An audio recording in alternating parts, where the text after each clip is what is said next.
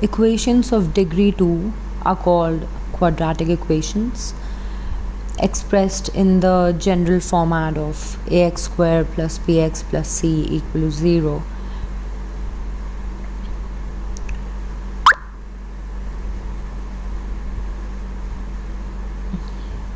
The solution of these equations are called roots or zeros of the equation, where the value of the equation becomes 0. So how do we find the roots?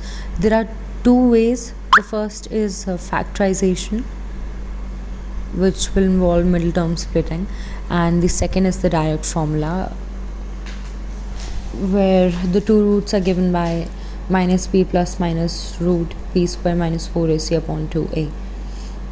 So if we add alpha and beta, all of this will be cut, and what will remain is minus b by a, and if you multiply alpha and beta we get c by a. So if the general format of a quadratic equation is ax squared plus bx plus c equal to 0, then if you multiply both sides by a, we get x squared minus sum of roots of times x plus product of roots is equal to 0. So this way of writing the expression can be very useful for the CAT exam.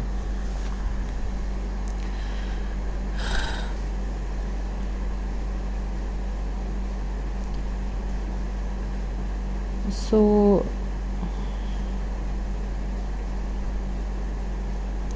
let us talk about the nature of the roots that we get.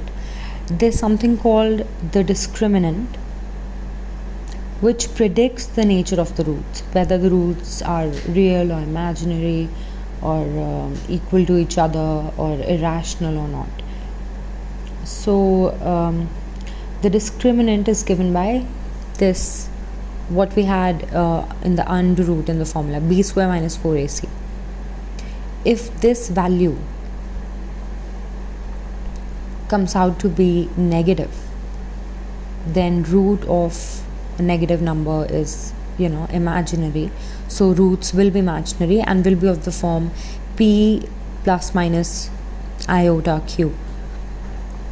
If discriminant is 0, then roots are real, but they will be equal. For example, x plus 2 whole square. So we get minus 2 as both the roots. If the discriminant is positive and a perfect square, like 16, then the roots are rational and unequal. If it is positive but not a perfect square, then the roots will be irrational and of the form p plus minus under root q. So now let us move on to some questions.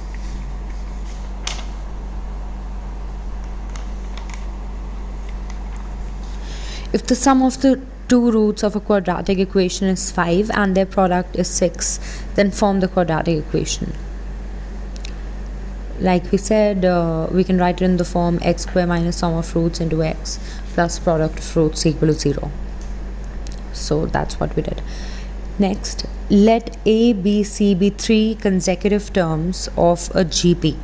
Comment on the nature of roots of ax squared plus bx plus c equal to 0. So because a, b, c are in GP, we take a equal to p by r, b is p, c is pr. Now p is a real number, right? So d here will always be negative, because minus 3p squared will always be negative. So this equation will have imaginary roots, complex conjugate roots. See you in the next video.